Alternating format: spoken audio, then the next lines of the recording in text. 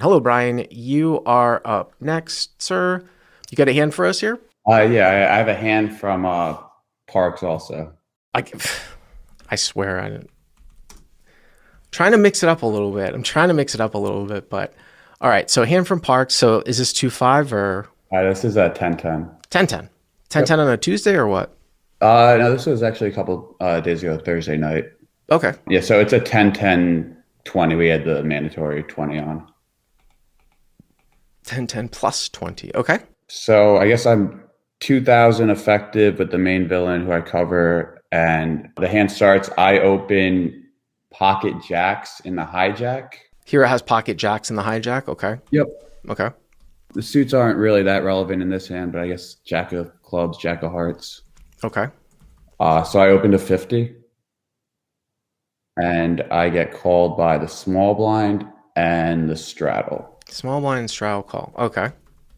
So the straddle is the main villain in the hand, and so he is a pretty loose recreational player. I hadn't played with him before, but like I'd seen him like he was like open limping in the cutoff, probably playing like 40% of hands.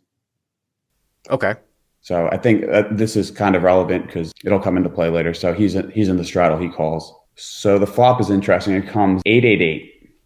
So they both check to me, and I just bet 50 here. I don't know exactly like what the right sizing is for this. I think Yeah, I think so. I mean, I think that's fine. You yeah, want to bet for a little bit of protection, and you'd yeah, probably you could make this bet as a bluff. You can make this bet with aces. You know what yeah. I No, I mean? think I Like would bet a lot of hands yeah, yeah, here. absolutely. Yeah, I think I think that's totally fine.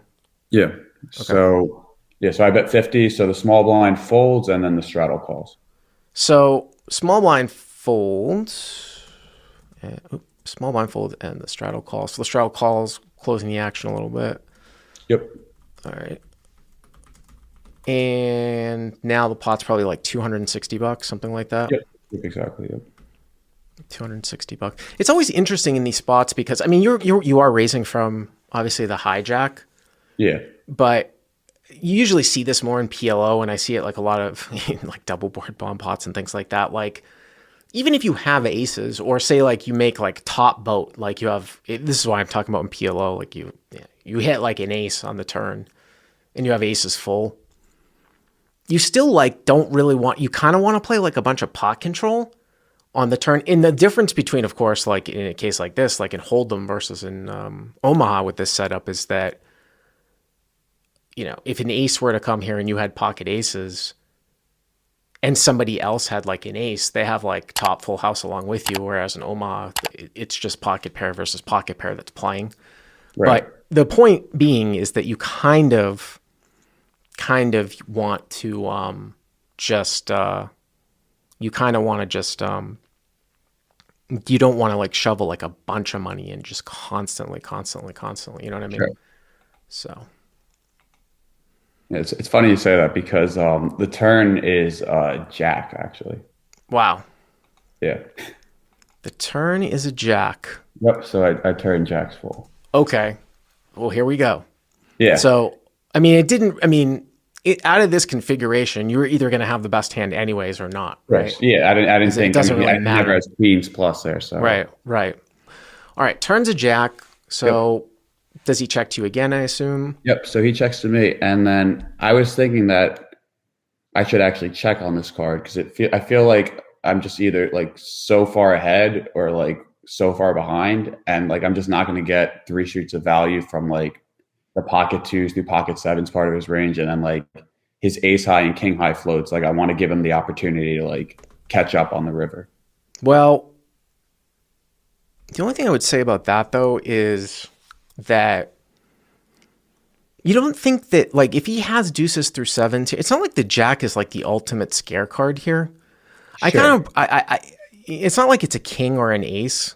Well, number one, That's fair. actually, you most like it. Well, an ace wouldn't be great for your hand because you have jack, jack. But I was saying, like, say you had an eight or something. An ace isn't the worst thing for your hand because people will peel off with ace high. But I do feel like if you're trying to get, that's why I always talk about, like, I think sometimes people don't bet enough on the flop in live poker. I'm not talking about sizing wise. I'm just talking about as a volume of value bets because a lot of times, like the times that you get called by the weakest portions of your opponent's range, the thinnest value that you can get is actually early on in the hand.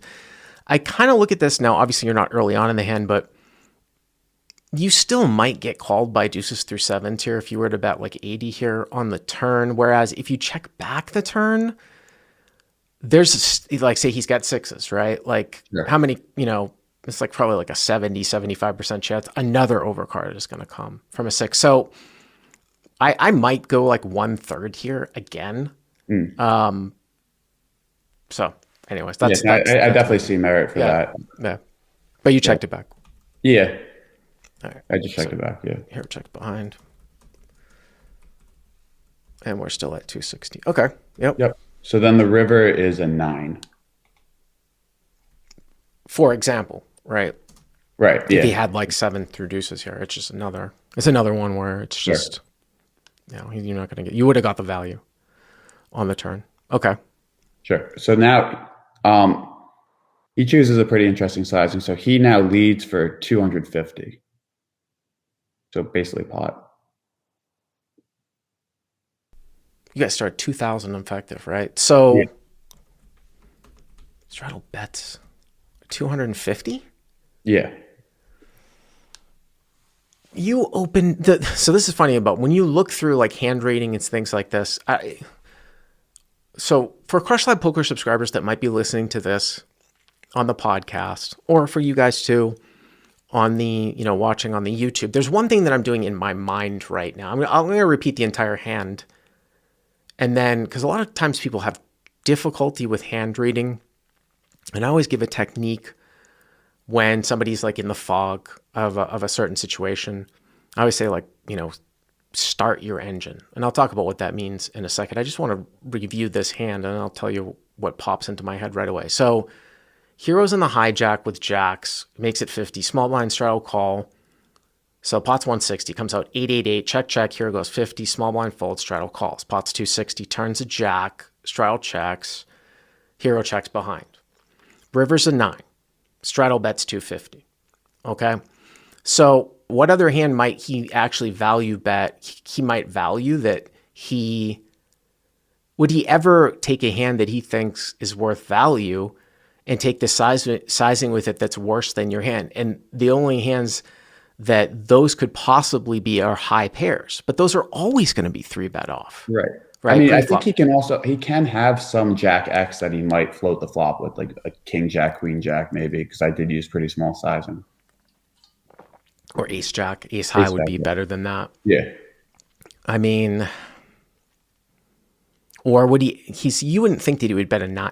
The issue here a little bit too is that because so many people will check back so many hands on the turn in your spot, look, you're checking back jacks full, right?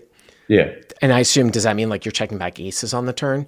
I probably would bet with aces. Like my thinking with jacks was that because now that I have jacks full, if he is calling the flop with ace high or king high, if he does hit an ace or king on the river, he might just like think that's like right.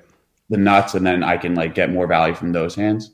Yeah, that's actually that's a pretty solid thing. What you just said was one of the reasons why when I have aces on any type of, it's one of the, sometimes I choose a slightly different line in a given situation when I have aces because it gives my opponent less of a chance to have ace high to make like light peel. So what you're saying is that if you have aces, he's going to be more skewed towards having pairs, so you bet off more. But the point that I'm making here is that there's so many people would just check back everything on the turn here in your spot that if that's the case, if you're checking back almost everything on the turn, then for your opponent from out of position, he really shouldn't be like betting a 9 here for value, especially for this sizing is what I was trying to get at. So yeah, I agree. I don't think he ever has a 9 or like pocket 7s through pocket 2s here. Like I think he's pretty polar to like an 8, a bluff, nines full, and the occasional jack he runs into. I mean, here's the thing: like, if you think that he would call with worse, right? You can I mean, if you think you can raise and he will call with worse more than 50, 60% of the time, you can raise. The issue that you get into here, and this is sometimes I'll tell people, I'm like, well, the problem here is that I see a lot of people think that they're going to raise fold with like the second nuts. in a given situation for value, and then they're just incapable of doing it. Incapable of folding when the 3-bet comes in. But then, you could play a little bit of sort of, you could level yourself a little bit here too and think, oh, well, I'm raising. He knows that I must not have an 8, so he's going to always, he's just always going to 3-bet you. Well, say though is that you're in the hijack. It's not like you're under the gun and the board came out deuce, deuce, deuce, right? Like if you were under the gun razor and it came out deuce, deuce, deuce, like, yeah, you don't have a deuce, but you could have an 8 here. Now he's going to have more 8s than you, and you'd have to play it like a bet on flop, check back turn. I mean, I like to go for thin value, in these spots. It just kind of sucks though that you block a lot. See, here's the thing. I totally agree. Like I think if I had queens through if you had aces, queens or kings, it would be more of a raise, right? Absolutely, because he has way more jack X that can call. I think here it's crazy to have like the second nuts. It feels like thin because I think he has a lot of 8X, honestly. I think he was playing because he was like playing a lot of hands. I feel like he might defend the straddle with like. Oh, hey, this is what I was saying. So I had a little brain fart. Sorry. This is where I was going with this 9-9 thing, right? Of course you have the best hand against 9-9, but what I was trying to figure out was that does he have 9-9 here based upon preflop configuration? Because he might bet 9-9 here like this because 9-9 beats aces. That's what I was trying to get at. That's what I was trying to get at. 9-9 might squeeze pre or might check raise the flop for protection. This is why I looked back. This is why I was saying it. This is why I looked back at preflop. I wanted to know how late you were. Right. So you had opened hijack, small blind had call. Like if you were on button and then you get a call, like most decent players are going to squeeze off 9-9. Here, some people are going to call, whereas if you're under the gun, maybe it's mostly a call. This is where you go down the line. But that's one hand where he might think that he's actually value betting. And you're going to get a call from that for sure, too. So you are going to get a call from 9-9. The question is, how often does he have 9-9 in this spot? It's funny because I was going to say, oh man, much better raise with kings or queens, so you unblock jack, jack. But here, at least you beat 9-9. Sure. It's pretty close. Would I raise or I think I would just call. Yeah. When you block a lot of the jack, jack. What did you do? Yeah. So I did end up just calling. Okay. Yeah. He just had a bluff. He had like A6. Nothing. Okay. Yeah. Interesting though. Yeah. Well, appreciate the call. Thank you very much. Sure. Thank you.